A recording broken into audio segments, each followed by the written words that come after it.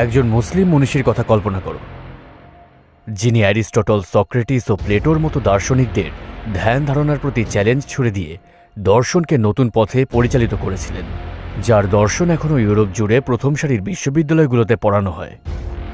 এক মহামানব, যিনি ইতিহাসে এক স্বর্ণযুগের সূচনা করেছিলেন। হুজাত উল ইসলাম আবু হামিদ মোহাম্মদ আল গাজ্জালি।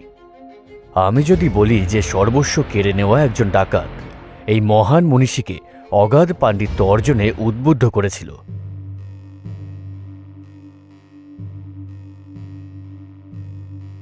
কিসের কারণে আল গাজ্জালি এত মূল্যবান একজন মানুষ হয়ে উঠেছিলেন? আসুন তার সমসাময়িক মুসলিম সমাজের পরিস্থিতিটা একটু দেখে নিই।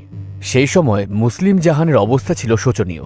বাতিনিয়াদের অনুসারীরা, যারা মুসলিমদের অনেক ক্ষতি করেছিল, তাদের সমস্ত শক্তি জড়ো করে আব্বাসী খিলাফতের উপর আক্রমণ চালিয়ে যেতে থাকে, যেটা ছিল ইসলামের শেষ দুর্গ।